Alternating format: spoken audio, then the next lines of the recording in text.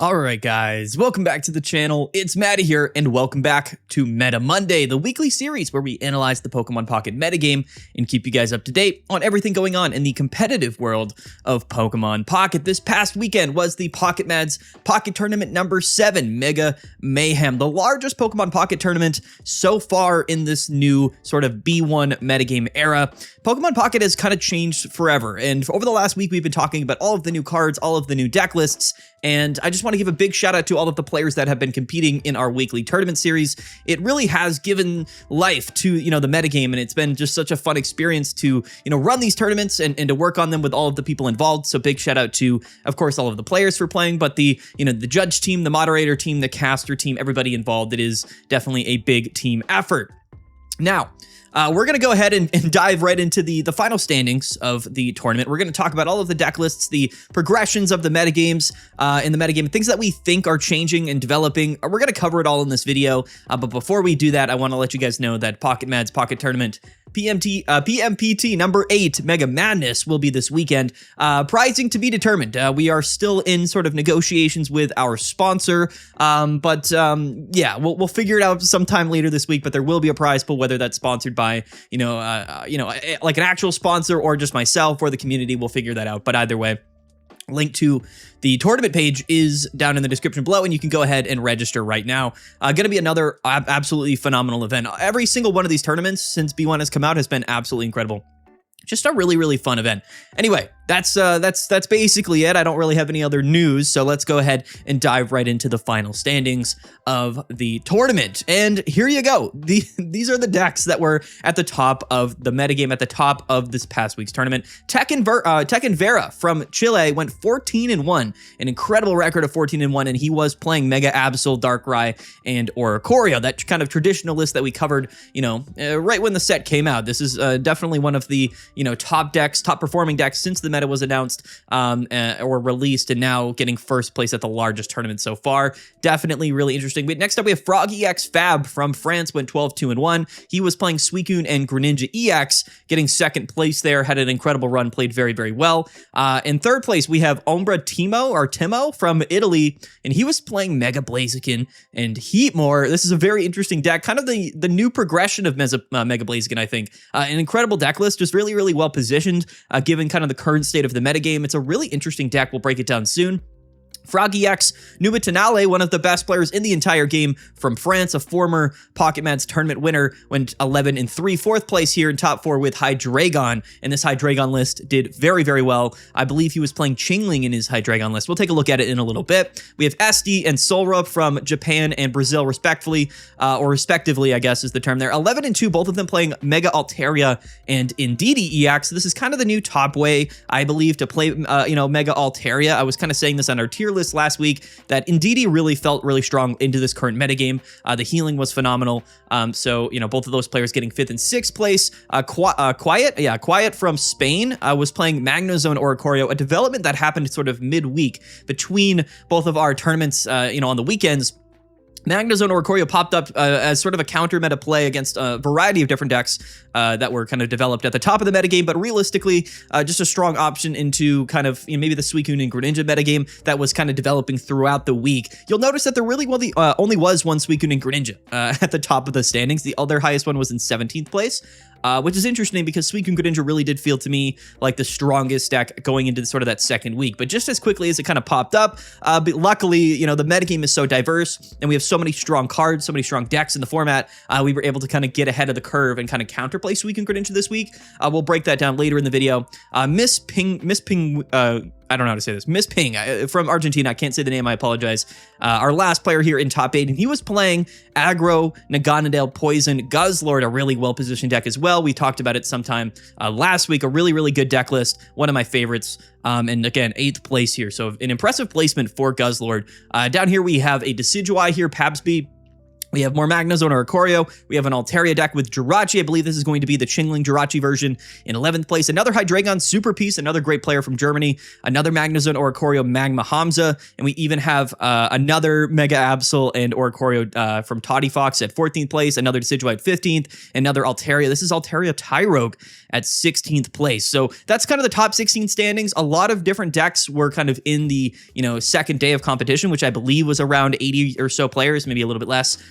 So a lot of variety in the metagame. We even see an Indeedee Gudra down here. If we go down, there's some, what is this? Entei and Mega Blaziken. There's a Luxray down here. There's even a Hitmonchan or Rampardo stack list. So lots of variety, but I think we are definitely seeing sort of a condensed version of sort of that original metagame where now, it's pretty confident, or we confidently have, I would say, anywhere from like 8 to 10 to like 12 like top decks that can all compete. And, going into the sort of second to third week, we definitely have a good understanding of what those top decks are. So that's the final standings. Congrats to all of these players. Let's dive in, talk about the deck lists, and we'll kind of give an update as to, what decks I think and which cards I think when they are paired together are, ending up really strong, I guess, in the current metagame. But one thing I will say before we get into the decks is that this metagame feels completely wide open. There's just, we haven't had this in a very, very long time. It's hard to say because we don't have like the ranked meta. Ranked battles don't come out until the 27th, so we have 17 more days. Luckily, we are running the tournament series, but the Emblem event definitely was just super easy and fast-paced. It really wasn't like a true competitive experience. So we have to wait until the 27th for ranked mode. And until then, we don't really understand a lot about the metagame or, get a good feel for it. But I think that just looking at the tournament results, this metagame is probably as spread out, as diverse as we ever have had in Pokemon Pocket. So in my mind, I think that right now we're kind of in the golden era of Pokemon Pocket. Like B1 released all of the quality of life updates, all of like the free rewards and the promo cards and all of this stuff that's been improved about Pokemon Pocket. The metagame has sort of followed suit. So many strong Pokemon, so many strong decks. We've never seen a metagame this wide open before. And I think that we're going to continue to see this kind of, up until like the next metagame comes out. I mean, it's really hard to say, but to me, there's really nothing that's like in tier 0. We have like a big handful of like tier 1 decks and like a million tier 2 decks, but very, very spread out and very balanced, I would say this metagame is. So anyway, the number one placing deck here, Tekken Vera, he was playing, of course, the traditional like Oricorio Mega Absol deck. And to me, this is definitely a top deck in the game. I kind of was on the borderline of like whether I put this in S tier or not on our tier list last Tuesday, because to me, this is a deck list that I think like is extremely strong, but is still not like necessarily, at least up to this point, wasn't driving the metagame. This was definitely sort of a reactionary deck. People were playing this to, counterplay other strong decks in the metagame. However, getting first place this week in an 800 player tournament, the largest tournament of the Mega Rising era, we now have to take a look at this deck at face value and say, well, this might be sort of the top dog. In fact, like the second video I made after B1 released was about this deck because I knew Mega Blaziken would be everywhere. And this at the time was a very strong counter deck to Mega Blaziken. But as it turns out, not many people in the metagame right now, not many decks are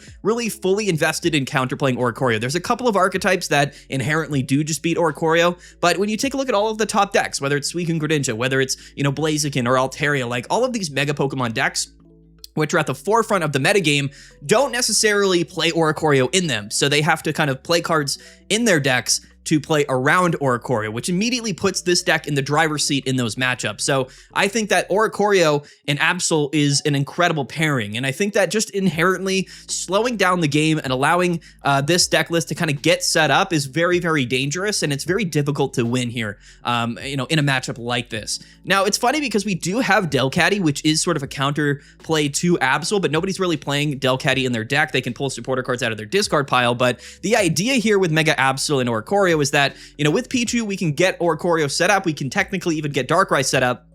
But Darkrai really is a Pokemon that is a little bit of an extra card in the deck. A lot of people are kind of, I guess, curious whether it's worth it to play that Darkrai EX, because if you lead off with it, it's definitely not very good. We do have 1 X speed, but it's really the only 2 retreat cost Pokemon in the deck list. So we would rather lead any other Pokemon than Darkrai, and sometimes you do lead Darkrai, and then you lose the game. But the inherent upside of having that additional damage available to you is definitely a really big deal. There's a lot of scenarios where Mega Absol just can't really take KOs because it only does does 80 damage. That extra damage that you can deal with Nightmare Aura actually does add up pretty quickly, plus any sort of additional chip damage that we're dealing earlier in the game with Oricorio. This list here is playing one copy of red, right? So Darkrai plus red plus Mega Absol, that's 120 damage. You can reach pretty far with that particular combination. So I still think it's kind of worth playing Darkrai, but when you take a look at this deck, you see that we are playing double Giant Capes, which when you Giant Cape a Mega Absol, it does go to 190 HP, which is effectively the same as Mega Altaria, one of,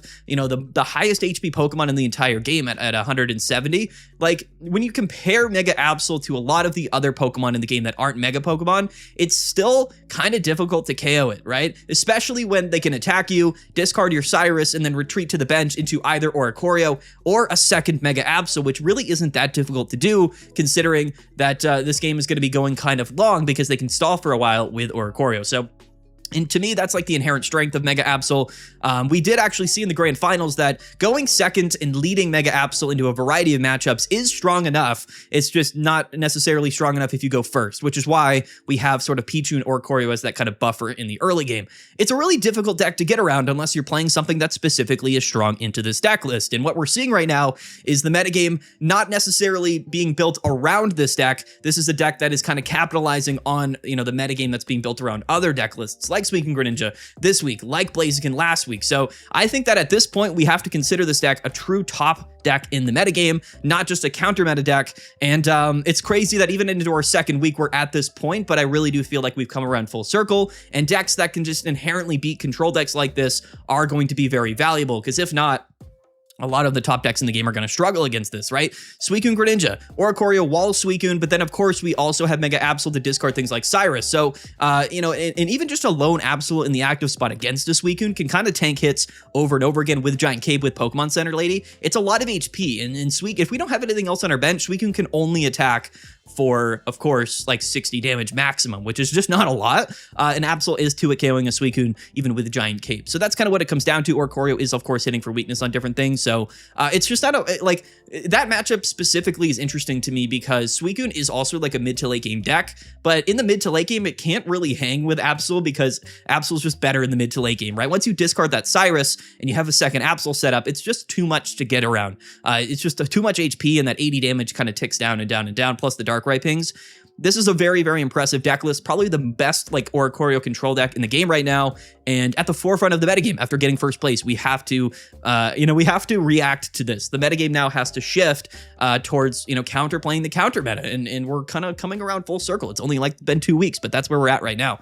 Second place, let's take a look at Fab's deck, because I really do think that Suicune Greninja is such a good deck list. Like Greninja EX and May have heavily buffed this archetype. We still play things like Irida, like Cyrus, like Giant Cape. We have Greninja Water Shuriken, we have Greninja EX with Shifting Stream. There's a lot of decks in the game that just really can't compete here with Suicune Greninja. I still think that this is a bit of a gatekeeper. Like it's just an incredibly strong deck. It's like Suicune has always had that mix between being like a really strong like mid-game deck list, like something that's always going to be strong in the mid to late game, something that's really hard to deal with because it's just drawing cards, it's evolving its Pokemon. But because we are playing Rare Candy and Stage 2 Pokemon, we can get those Greninjas out on our second and third turn sometimes, and that's just a lot of damage to deal with, right? So it's a bit of a high roll deck in its own right.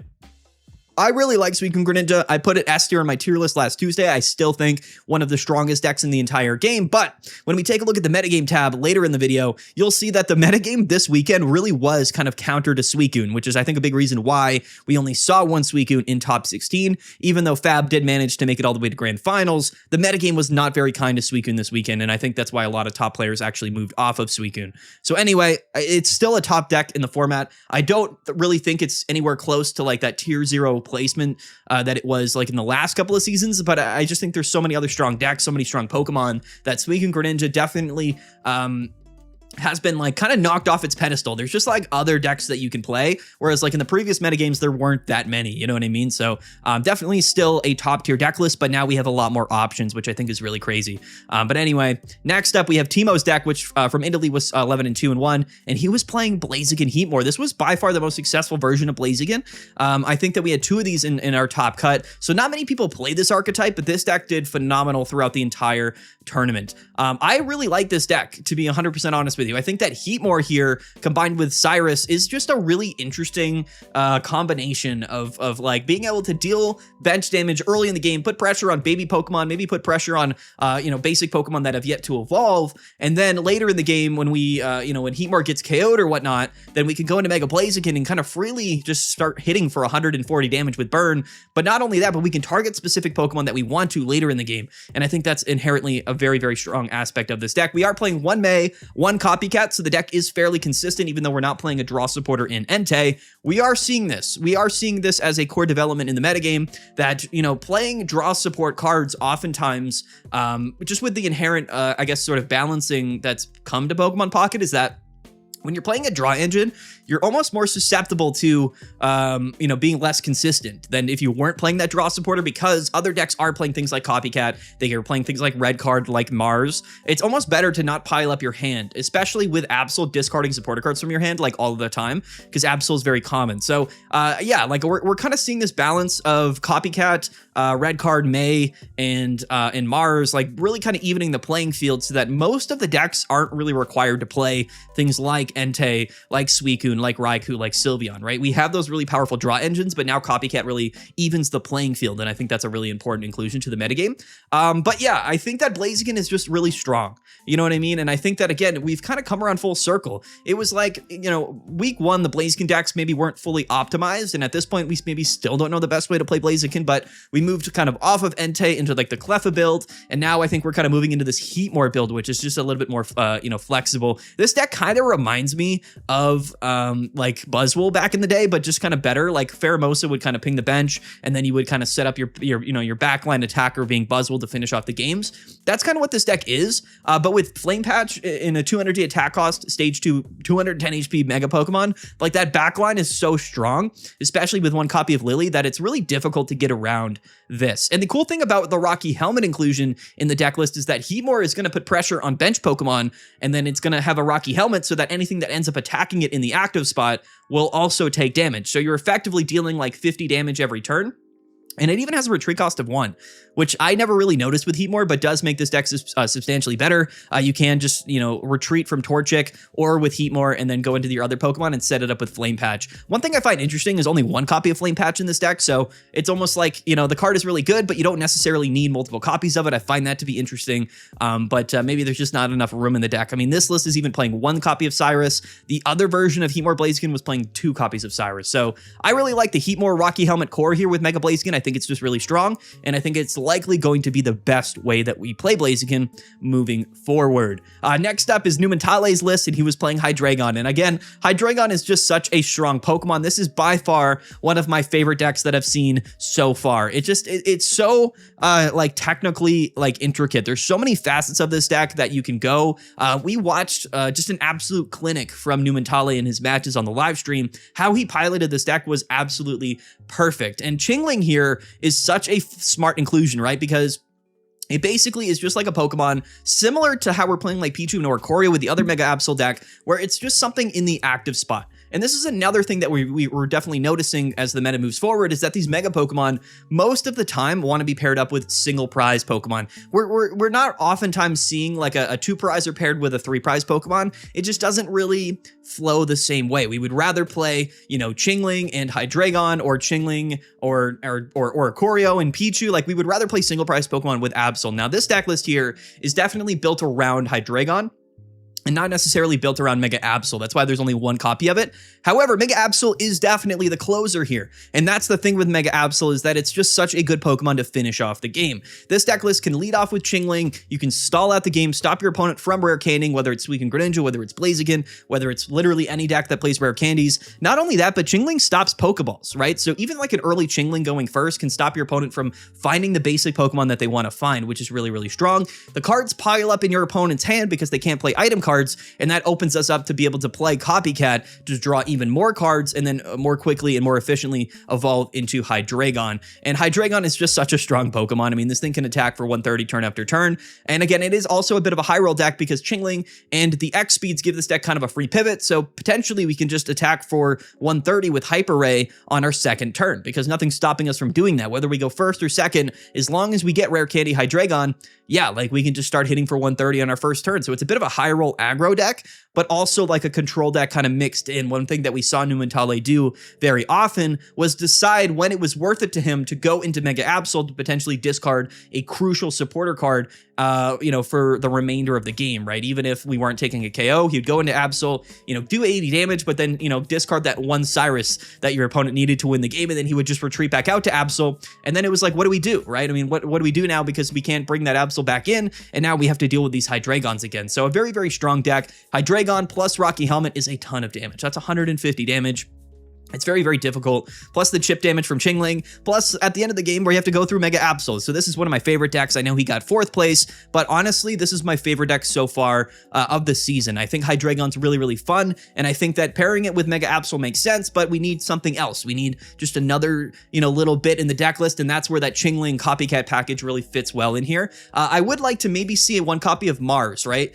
Because it's sort of a similar factor, whereas like if your opponent has to go through a couple of Qinglings, maybe we're going up against Suicune Greninja, and maybe we're going up against Blaziken. The cards are piling up in their hand, and while the copycat combo with Qingling is very strong in terms of giving you more cards, it's not stopping your opponent from, inevitably popping off after, the Qingling lock gets removed, right? So maybe one copy of Mars or a red card would fit well in here. To be 100% honest with you, Numentale never really needed to use the X speeds in the games that I watched. I would love to hear him if he's watching the video. Comment down below, what would you change about this deck? I'll probably reach out to him on Discord later. I would love to hear what he would change about this deck list, because I think the core of the deck is absolutely incredible. One of my favorite decks in the entire game right now. The other development that we're seeing, because there's a lot, is that Rocky Helmet really is kind of the premier card in terms of damage modifications, right? It just makes more sense to play Rocky Helmet than it does to play things like Red or Giovanni in most scenarios, especially with these single prizers mixed with Mega Pokemon archetypes, because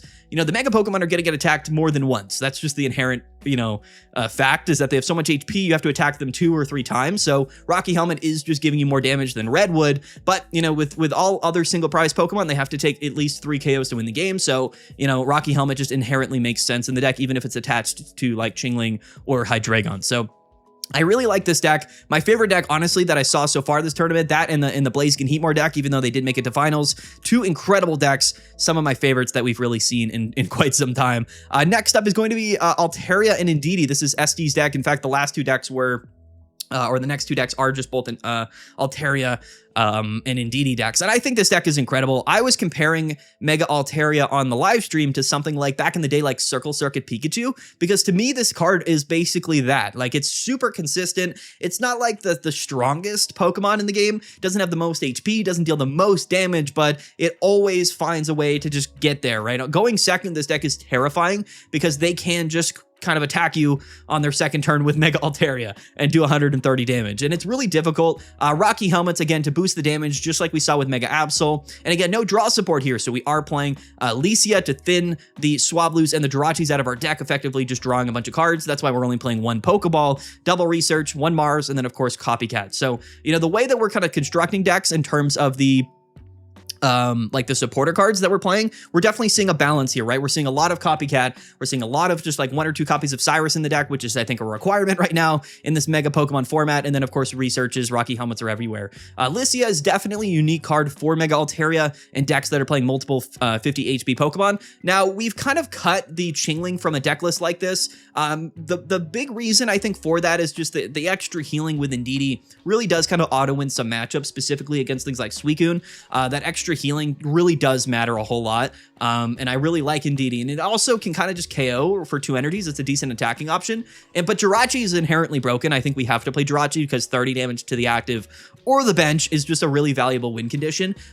So it's interesting. We can also just pair it with Cyrus, right? So if we lead the game with Jirachis, it's effectively like a baby Pokemon. It requires an attachment, but really not that big of a deal. We can just sort of chip down bench Pokemon, bring them up later in the game with Cyrus, and then just kind of win the game that way. So it's another great way to chase down Mega Pokemon as well. I really like Altaria. To me, this is like, again, it feels a lot like Circle Circuit Pikachu, which back in the day didn't win a lot of tournaments, but was by far like the most highest win rate, like most consistent deck from back in the day. So Yeah, I really like Indeedee and and Altaria. This deck cut one Indeedee for a Sableye, and they're actually not playing the single prize Altaria. So when you're playing Mega Altaria, there's really two options, if I'm being entirely honest with you, to get around Oricorio. We have the Dirty Throw Sableye, which for 2 energies just 1-hit KOs Oricorio. However, with Giant Capes, which oftentimes are the case, I don't like it as much. The Do the Wave Altaria here for 2 energies can hit for like, I think up to like 80 or 100 damage.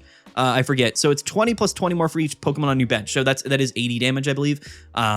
If if your bench is full, which is a little bit more than Sableye. But again, if you have a Rocky, or if you have a Giant Cape or Oricorio, you're still not taking the KO. So either way, both of these options maybe aren't the best in Oricorio, but yeah, both versions of Altaria very, very good. I personally like Indeedee a lot because the healing really does matter in a lot of scenarios. In 7th place from Spain, we have Quiet. By the way, look at the diversity of the countries that the players are from. It's absolutely incredible. A lot of Japan, definitely France is a big country here for Pocket, but just shout out to people from all over the world that are competing in our tournament series. Really, really cool. Let's talk about Magnezone or Oricorio, because this is definitely a midweek development. We've basically seen that Magnezone is just another archetype that benefits very heavily from Copycat. One thing about Magnezone was that it was always a little bit awkward because we had to get that stage 1 evolution into Magneton before we could evolve into Magnezone. That was how we generated the energies needed to attack with Magnezone. We didn't really play it with Rare Candy. And I think that's totally fine. In fact, it's almost a benefit right now because a lot of decks are still playing Chingling. But at the end of the day, if we need some type of a draw support. We saw Raikou Magnezone a couple seasons ago, but that was definitely fringe meta. Now I think with Oricorio and Chingling on the front line to slow the game down, and Copycat able to kind of even the playing field, it's way more consistent that we can get those Magnetons and Magnezones out at appropriate times. Giant Capes on Magnezone, 160 HP, hitting for 110 damage. It's a lot, right? And again, double Giant Cape, PCL, Pokemon Center Lady, Oricorio. This is just an Oricorio deck list. So similar to Absol Oricorio, this is a deck that kind of just benefits from being able to slow the game down and then set up these, multiple really strong Magnezones that can kind of sweep through your opponent. It's also just a strong Pokemon into Suicune and Greninja. So I like the deck list. I think that this is an interesting inclusion, just the way that Mega Pokemon work. These sort of strong, high HP single prize attackers are actually just really beneficial in the metagame. And if you compare them with Oricorio like we can with Magnezone, it's just a very uniquely well-positioned deck right now. So, Magnezone with Mega Pokemon, 3-price Pokemon in the metagame, it's just really strong. And then, of course, we compare it with Oricorio, we have Copycat that it buffs the consistency of this deck list. So it's just been improved, and I think that it is definitely a quality deck right now. A lot of Oricorio, you guys might be noticing, but again, Oricorio is something that people necessarily aren't, they're not, the metagame right now isn't built around beating Oricorio. It's about, not losing to Oricorio, which means that Oricorio is still something that is worth playing, and we're going to see it. It got first place this weekend, and it got multiple placements here in top 8, so it's just a strong card, but Oricorio is important to the metagame, and I say this all of the time. Some people hate Oricorio, but I think that there's never been a good metagame where Oricorio wasn't prevalent, so I think that Oricorio is fundamentally very, very important to the overall health of the metagame. So shout out to Oricorio, shout out to Quiet, and Magnezone. We even had a Magnezone in 10th place and in 13th place, so it did very, very well. Magnezone Oricorio is a legitimate deck, a top tier deck right now. Miss Ping here from Argentina was playing Guzzlord, Naganadel Guzzlord. This is a really funny deck.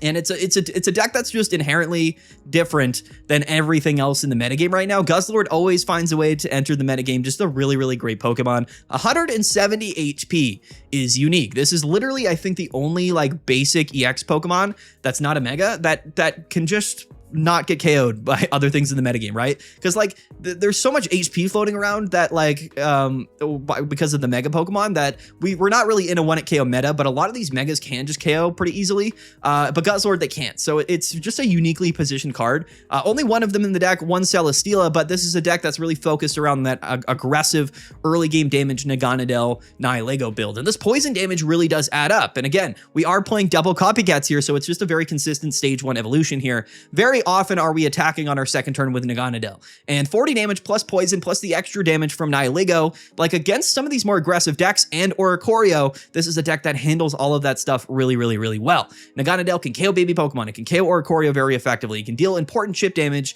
and then we just go into Guzzlord, and hopefully maybe we hit a Grindcore, or we Lucamine and hit for 120. It's a very, very sound strategy. One of my favorite decks right now, probably one of the most slept on decks in the entire metagame, just uniquely well positioned. That's how I describe this deck. Like, there's so many decks in the game that are just better now, inherently because Mega Pokemon exist and the structure of decks right now. Guzzlord can handle Megas pretty well. It can handle Oricorio very well, and it's just consistent. It's just aggressive and consistent, and it's funny to me that Guzzlord is still good. I have nothing else to say about it. Copycat has buffed the deck. Just poison aggro Guzzlord. I mean, it's legit. It really is. I think more people should play this deck, but I understand maybe not many people like feeling like they want to play Guzzlord right now. That's understandable, but I do have to tell you that it is very good.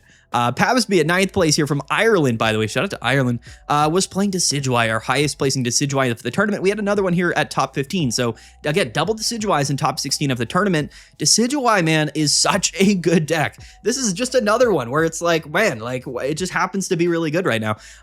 Yeah, I don't have like, I feel like we've described Decidueye before. I've talked about it, but it's always been a card in an archetype that is really good into Suicune. Like in the previous seasons, a solo Decidueye in the active spot with Lily, with Leaf Cape, can just beat Decidueye, or sorry, can just beat Suicune. And to me, that's really important.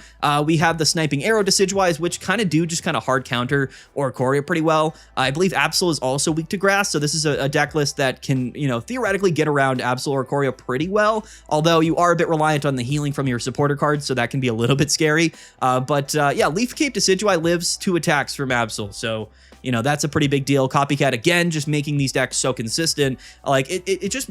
Like, Copycat to me might be the most influential card because it just makes so many other old archetypes that much more consistent, and that extra consistency is really all they need to be able to, like, win the game or win games way more often. So, again, Decideuye, really good into Suicune, pretty good into, like, Absol because it's weak to Grass and it deals with Oricorio fairly well. So, this is a deck list that really popped up again middle of last week and just ended up being a really good choice. We did mention it a couple of times, and I think that Decideuye is yet again just another top deck. There's just so many of them in the metagame right now. Decideuye definitely reaping the benefits of the meta progression, you know, over the last, you know, couple of weeks, or I guess since B1 came out.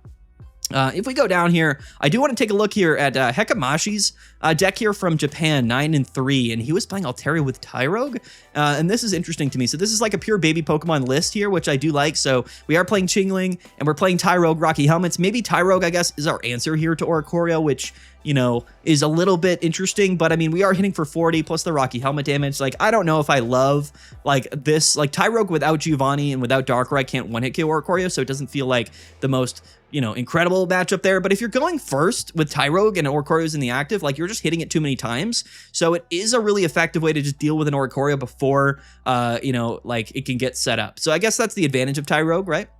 Interesting for sure. And if you're playing like 2 Chingling, 2 Tyrouge, like very often with Lycia and Pokeballs in our deck that we can get into those baby Pokemon, whichever one we want, basically any time in the game, right? I mean, it's very often that we lead with a baby Pokemon and not Swablu.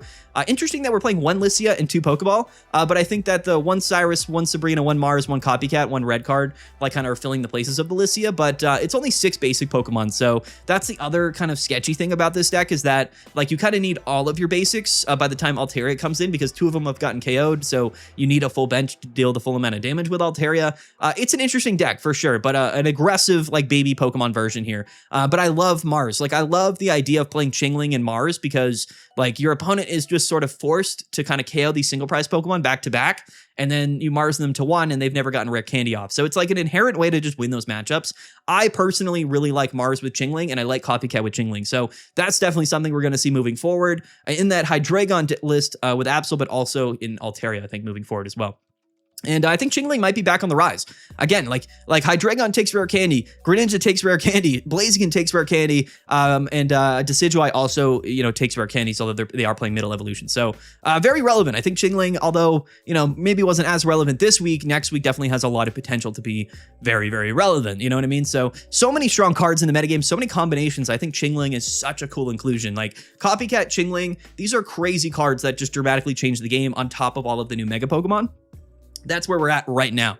But anyway, guys, we're going to move towards the ending stage of the video. That's kind of everything in top 16. We're going to cover a lot of the other cool decks that did make top 16, but we're, you know, in day 2 of the tournament. There's a lot of really cool stuff to take a look at here. We'll save it for later on in this week's video, or a video later in this week right now. But yeah, stay tuned because we're going to go into the data here because the data is what's really interesting. It provides all of that extra context that I think some people are interested in. So if you made it to this part of the video, I appreciate you. Comment down below and say that, you know what, I was cool. I made it here. I made it to the end of the video. But anyway, let's dive into it. Here is all of the metagame data here. And what we're going to see is a lot of interesting data. This is kind of unprecedented. So this is the overall data here of the tournament. Suicune Greninja was the most played deck at 12.5% meta share. However, it went 296 to 319 win rate, which is only a 48%. So Suicune Greninja was not dominant by any stretch of the imagination. Was definitely the inherently like strongest deck, I think, this week. But let's take a look at all of the decks below it, right? Mega Absol and Oricorio, right? Ended up beating it in the finals.